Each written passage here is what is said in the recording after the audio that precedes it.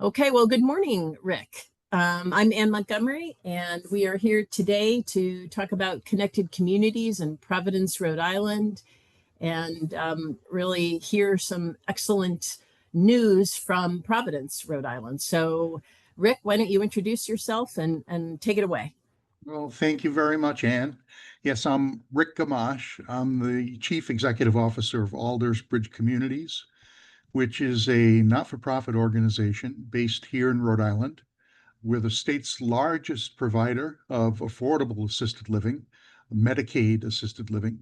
We also provide independent living, outpatient rehab, navigation services, health navigation for older adults and people living with disabilities who live in the community, getting them the services and supports they need to remain living in the community, and several other smaller business lines that we have. We were, for many years, also in the nursing home business.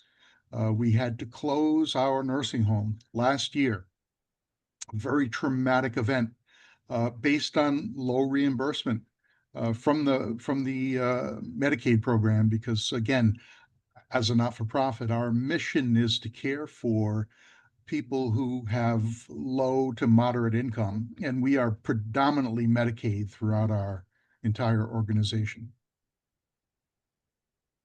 And so, tell us a little bit more about the pivot that you made, Rick, and the details of how it came about. Sure. About 2 years ago, we recognized that unless things changed, the nursing home was unable to survive financially. And of course, what happened was during COVID, expenses shot up quite a bit. The cost of staff, the cost of supplies, the cost of insurances, everything just skyrocketed. And Medicaid reimbursement didn't keep pace with that. So our costs went up, say, on average per resident, uh, 35%. And Medicaid reimbursement went up during that time about 10 or 12%. So there was this gap that just kept increasing. And so we began a campaign to talk to elected officials here in the state of Rhode Island, and also, quite frankly, to engage the media and just let people know that this was a nursing home, actually one of 11 that has either filed for bankruptcy or closed since the beginning of COVID in this state. And I know this is a national problem, but we're trying to work with the state government to rescue Lynn Health and Rehabilitation, the name of our nursing home. And probably the the moment that it really hit home for me was we had engaged the residents and family members and staff, letting them know the whole time we're not in good shape, and here's what we're doing about it. We're talking with the governor, we're talking with the House and the Senate and everyone else. And the residents said, we want to help. Um, we want to hold a bake sale to try to raise money to keep the doors open. And I think that was the point that it just, it was heartwarming and heartbreaking because, here were the residents saying, what can we do to help? And they held more than one bake sale to try to keep the doors open. It was an amazing effort, but obviously we were short by millions, and the bake sales, helped a little, but we just couldn't make it ultimately. And so early on, I asked the administrator of Lynn Health and Rehabilitation, Jamie Sanford, if she could identify what we could transition the nursing home into. And Jamie has a background as a social worker, MSW, uh, 18 years as a social worker before becoming a nursing home administrator.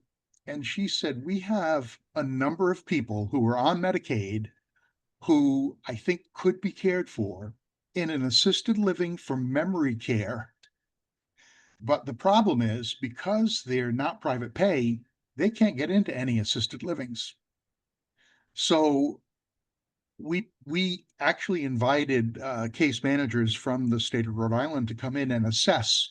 There were 19 individuals that they said, yes, these 19 individuals living with you could could be cared for in an assisted living that specialized in memory care and that accepted Medicaid.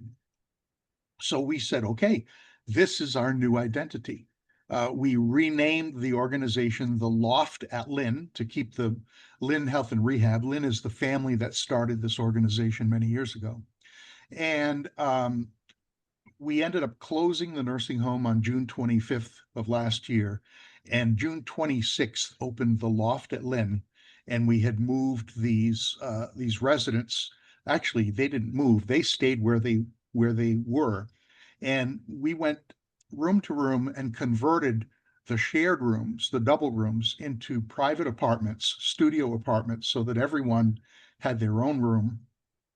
And we asked the staff, we said, we're going to need more certified med techs. We put staff through training so that they could stay on, so that the same staff members were caring for the same residents in the same location, but we were now assisted living.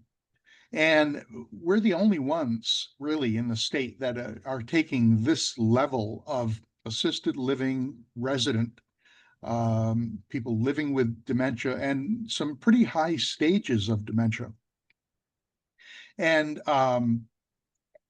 it's been really, I would say, successful from the standpoint of answering a need felt by our community, because without investing a dollar in advertising or marketing, just word of mouth, the building filled within 6 months. And we have a wait list that is 30, 40 people long, and another 100 people or so that have inquired that aren't officially on the wait list, and they haven't done any of the admission paperwork or anything or assessments, but uh, they recognize that either they're in a private pay assisted living and their money's going to run out and they're going to have to leave, or they're at home and families struggling, trying to care for them, and they're trying to make another plan. So we have hit a real unmet need in Rhode Island. And we ended up converting what was an 84-bed nursing home into 44 private apartments, studio apartments. And we had really no money to renovate. We were doing fundraiser after fundraiser, uh, and charitable contributions and some grants helped us renovate the entire building. And it doesn't look like a 1978 cinder block nursing home any longer. It really looks a lot more like home and has that feel to it that people come in and what they sense is palpable. You know, it's something that they walk around and they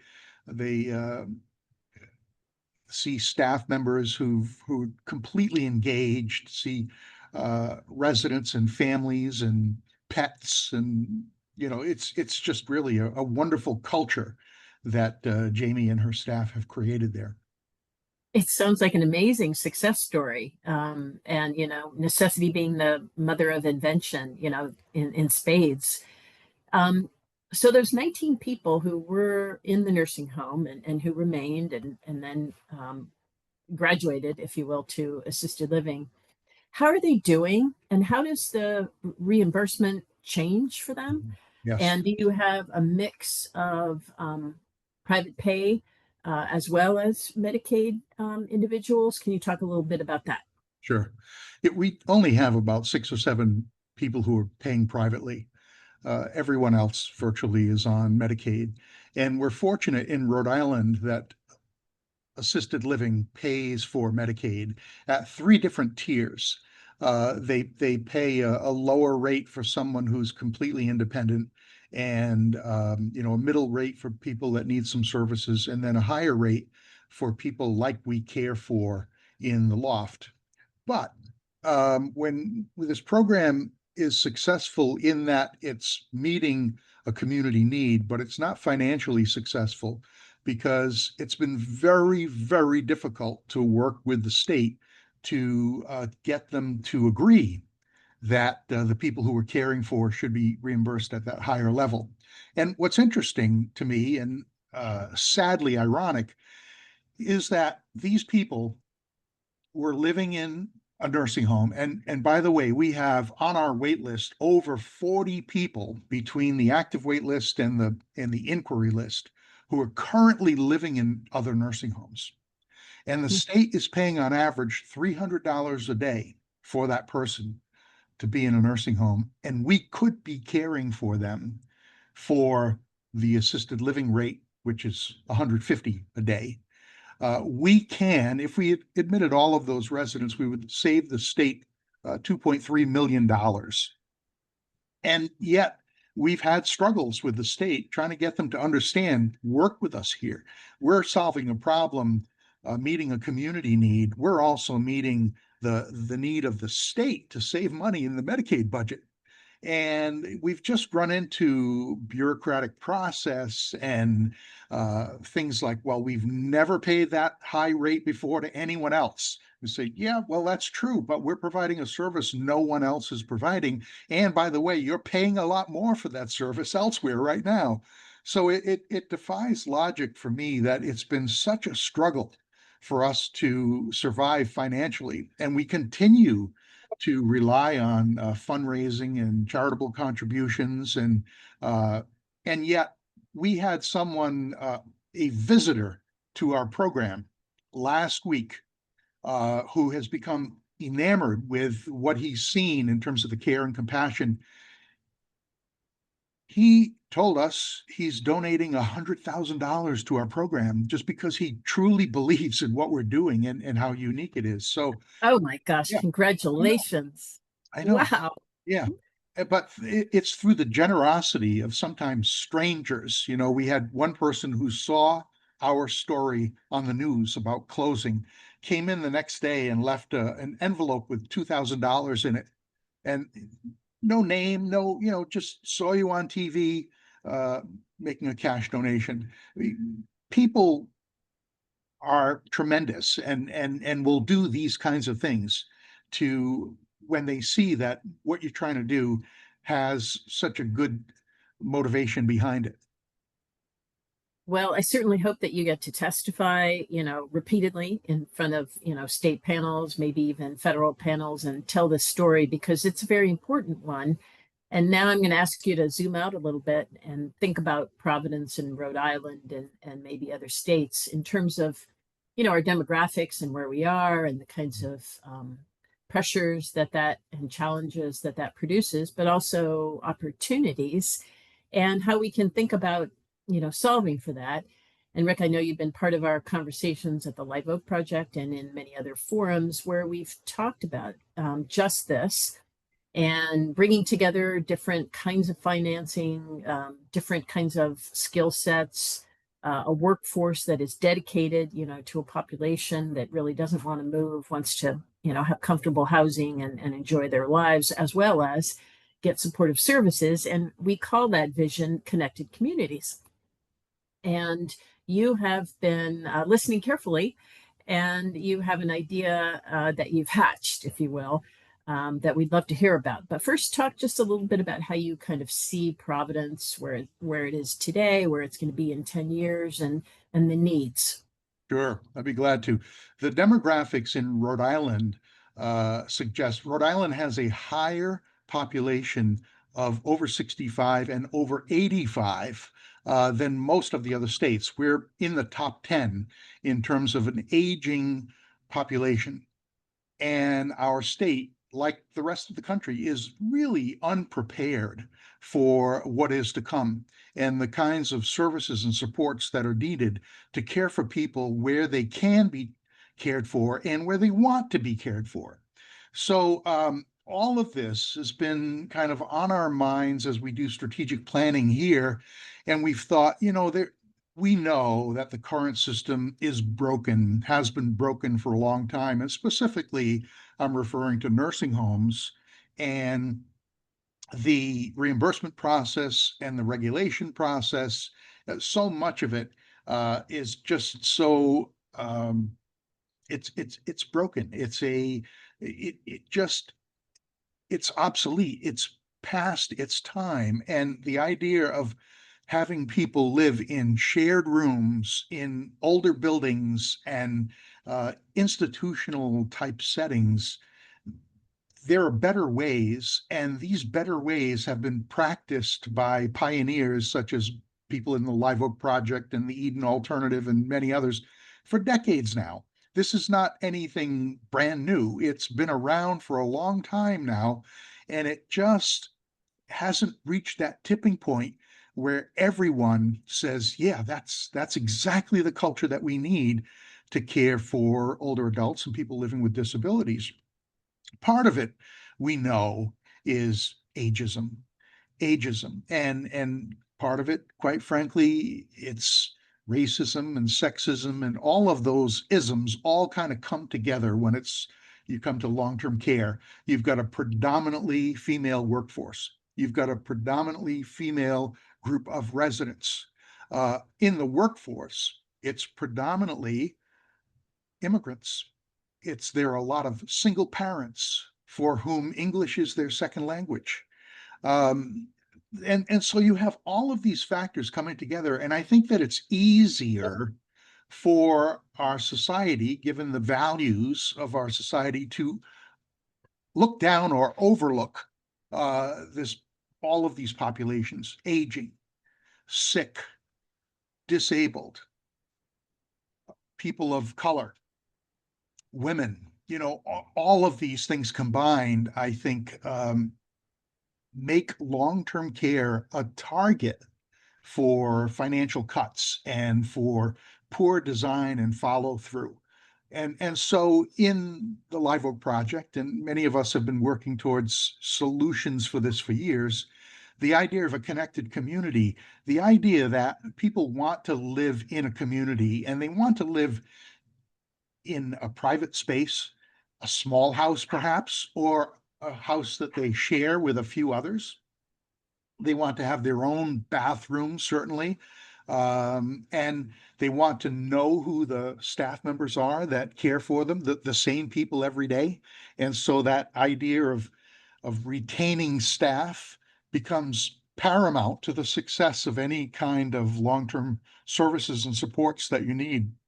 So we envision here in Rhode Island, we call it Alders Bridge Crossing. And what we have is a rendition.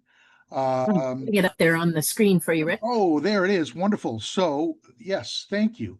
And so the yellow buildings on either side are really a greenhouse style, probably would be official greenhouses. Just can't call them that yet because we haven't gone in that direction. The smaller purple houses in the back would be staff housing, workforce housing, because staff need affordable housing as well. And this would be one way to connect staff and residents on the same campus.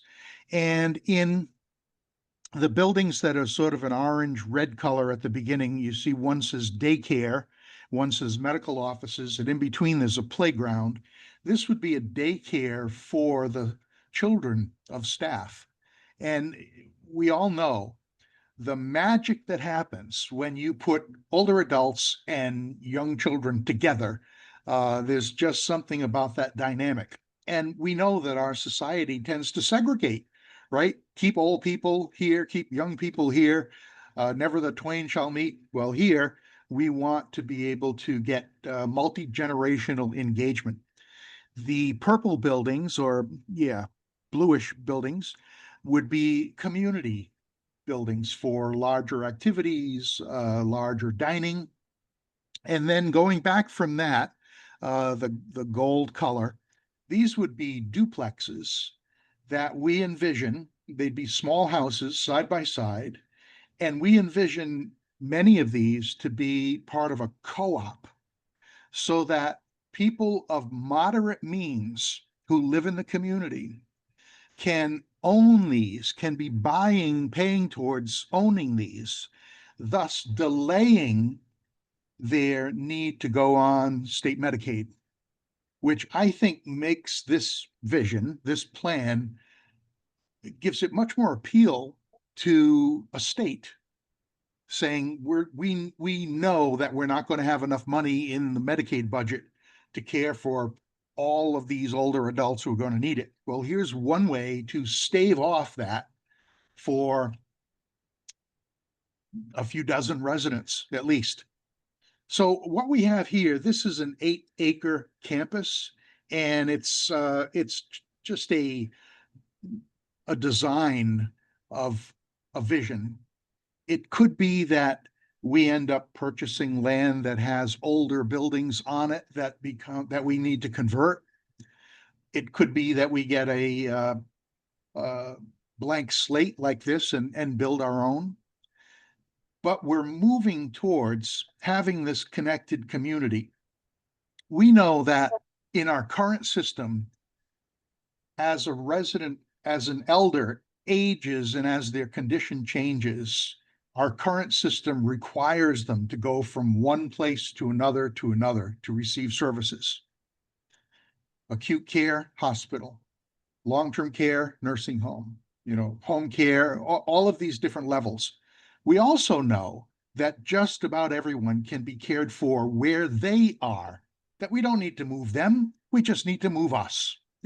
And so, there are pretty simple fixes that don't take a whole lot of technology, but we can do that. And in a community like this, we can provide through a home care, really intensive, so many of those services anywhere. So we envision the connected community to be one that is primarily, first and foremost, steeped in a person-directed culture, where the staff members, the care partners, the administrative staff, everyone know person-directed care, and that the resident, the elder or the person living with a disability, that these are the people who are directing the care as much as possible. So that's what we envision, and we hope that we have presented this to a number of civic leaders here in the state, and to a person, they've said, "This is fantastic. This is what's needed. We want to help." And so every week, I'm meeting with someone who we've already told about the vision, and they're saying, "Can I be on your board? Can I be on the steering committee to help do this? I can't do anything now, but down the road, I may be able to help financially." So people are trying to see a way to fit in. And I think that hopefully what we're doing is creating a little bit of a blueprint that other states can follow.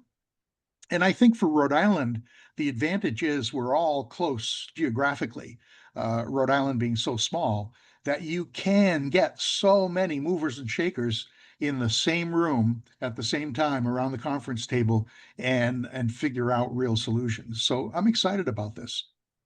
Well, thank you for sharing that, Rick. It is an incredibly exciting and inspirational vision, and very practical as well. I completely agree.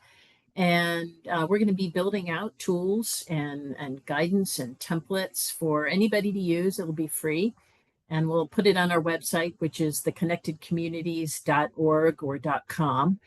And we'll just be adding to it so that, we give people ideas about how you can finance something like this. Bake sales can be part of it. So maybe can new market tax credits or opportunity zones, private funding of various kinds can be leveraged.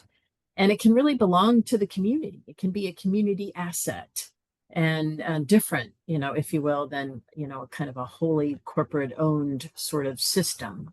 Really, will belong to the community. That's part of our vision. So thank you for helping us figure it out. All right. My pleasure. It's certainly my Until next pleasure. time.